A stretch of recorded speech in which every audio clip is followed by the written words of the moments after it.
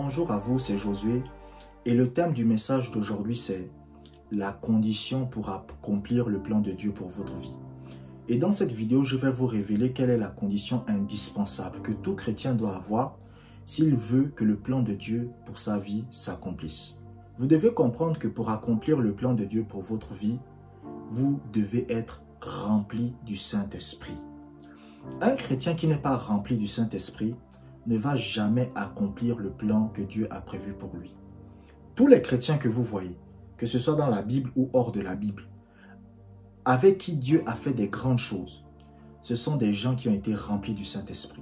Il y a une différence entre être rempli du Saint-Esprit et être baptisé de l'Esprit. Le baptême du Saint-Esprit, c'est lorsque vous recevez le Saint-Esprit après la nouvelle naissance et cela se manifeste par le parler en langue.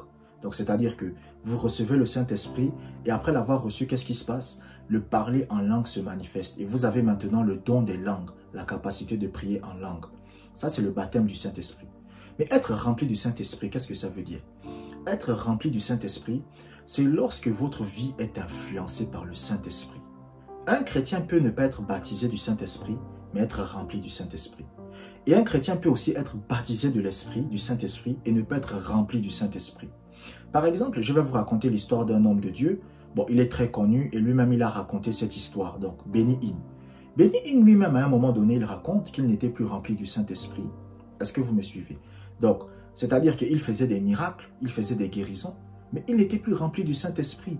Et il raconte que lorsqu'il a eu une crise cardiaque, il s'est retrouvé dans l'au-delà, il a vu le Seigneur Jésus-Christ, il a failli aller en enfer. Mais le Seigneur Jésus-Christ lui a donné une seconde chance. C'est lui-même qui raconte ça. Vous pouvez aller regarder son témoignage. Mais il a été baptisé du Saint-Esprit. Mais il n'est pas resté rempli du Saint-Esprit. Donc, être rempli du Saint-Esprit, c'est une expérience quotidienne. De la même façon que chaque jour, vous êtes obligé de manger pour avoir de l'énergie. De la même façon aussi, vous devez être rempli du Saint-Esprit pour accomplir le plan de Dieu pour votre vie. Donc, par exemple, là, je suis rempli du Saint-Esprit, Dieu me conduit dans ma destinée. Dès que j'arrête d'être rempli du Saint-Esprit, Dieu ne me conduit plus. C'est pour cela, lorsque vous allez lire la Bible, l'apôtre Paul va dire, soyez remplis du Saint-Esprit. Pourquoi faut être rempli du Saint-Esprit? Vous savez, parce qu'il y a des gens, parfois, on leur donne une instruction, ils ne sont pas motivés parce qu'ils ne savent pas pourquoi ils doivent le faire. Pourquoi vous devez être rempli du Saint-Esprit de façon quotidienne? Vous devez être rempli du Saint-Esprit pour la simple et bonne raison que si vous n'êtes pas rempli du Saint-Esprit, vous ne pourrez pas accomplir le plan de Dieu pour votre vie. Donc même si vous avez envie d'accomplir, même si vous désirez accomplir, même si vous rêvez d'accomplir le plan de Dieu pour votre vie, le plan de Dieu pour votre vie ne va jamais se réaliser si vous n'êtes pas rempli. Et dans la seconde partie de cette vidéo, je vais vous révéler comment être rempli. Moi, tous les jours, je prends des dispositions pour être rempli du Saint-Esprit, tout le temps. Et c'est la même chose avec le Seigneur Jésus-Christ. Pendant que le Seigneur Jésus-Christ était sur terre, il veillait tous les jours à être rempli du Saint-Esprit. C'est la même chose avec l'apôtre Paul. C'est la même chose avec l'apôtre Pierre.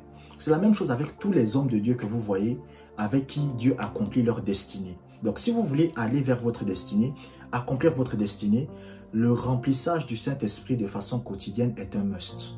Maintenant, comment être rempli du Saint-Esprit? Vous vous remplissez du Saint-Esprit lorsque vous passez du temps dans la prière. Passer du temps dans la prière, c'est ça qui va faire en sorte que vous soyez rempli du Saint-Esprit. Par exemple, l'apôtre Paul va dire, celui qui parle en langue s'édifie lui-même. Le mot édifier, c'est le mot grec oikodomeo. Et ça peut être aussi traduit par recharger. Par exemple, vous avez vu, là, je suis en train de filmer avec mon iPhone. Et mon iPhone a besoin d'être rechargé. Donc, mon iPhone, c'est pas parce que j'ai rechargé mon iPhone une fois que c'est fini. Donc, si par exemple, aujourd'hui, je recharge mon iPhone, je recharge le iPhone. Maintenant, qu'est-ce qui se passe? Est-ce que ça veut dire que je ne vais plus jamais le recharger? Non. Si je veux être capable d'utiliser mon iPhone, je dois le recharger de façon quotidienne. Donc, c'est la même chose que vous. Si vous voulez que Dieu vous conduise de façon quotidienne dans votre vie, il faut que vous vous rechargiez quotidiennement. Et comment vous vous rechargez? C'est par la prière. Donc, lorsque l'apôtre Paul dit que lorsque vous priez en langue, parce que la Bible dit celui qui parle en langue s'édifie lui-même. Et l'apôtre Paul va dire, si je parle en langue, mon esprit est en prière. Donc, lorsque vous priez en langue, lorsque vous parlez en langue, vous êtes en train de prier. Et lorsque vous êtes en train de prier, vous êtes en train de vous remplir. C'est la même chose pour ceux qui pratiquent la présence de Dieu. Il y a des gens qui vont me dire, oui Josué, moi je ne prie pas en langue, mais je pratique la présence de Dieu. Lorsque vous pratiquez la présence de Dieu, vous vous remplissez. C'est la même chose pour les gens aussi qui passent du temps dans l'adoration et la louange. C'est-à-dire, si quelqu'un... Écoutez, je vais vous donner 3 moyens ici. Si vous ne priez pas en langue, ou si vous ne pratiquez pas la présence de Dieu, qu'est-ce que vous pouvez faire? Vous pouvez tout simplement passer du temps dans la louange et l'adoration. Passer du temps dans la louange et l'adoration, ça vous remplit aussi du Saint-Esprit. Et ça, c'est une chose que David aimait faire. David, c'était un chantre de l'Éternel. David, c'était quelqu'un qui aimait chanter devant Dieu. C'était quelqu'un qui aimait adorer Dieu. C'était quelqu'un qui aimait louer Dieu. Pas nécessairement avec de la musique. C'est-à-dire, c'était quelqu'un, il pouvait être là, il commence à remercier le Seigneur, à bénir le Seigneur, à adorer le Seigneur, à dire combien il aime le Seigneur, et vous vous remplissez. Il y a d'autres maintenant qui vont aimer le silence. C'est-à-dire, il se met à genoux, il reste en silence, vous vous remplissez aussi du Saint-Esprit. Il y a d'autres qui vont aimer la prière en langue. Par exemple, moi, souvent, il m'arrive de beaucoup prier en langue. Et vous vous remplissez aussi du Saint-Esprit.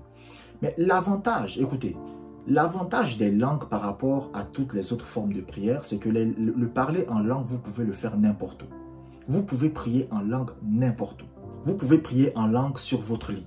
Vous pouvez prier en langue à genoux. Vous pouvez prier en langue debout. Vous pouvez prier en langue en marchant. John G. Lake, par exemple, qui est un homme de Dieu très connu dans le domaine de la guérison divine, c'était quelqu'un, il priait en langue en marchant au parc.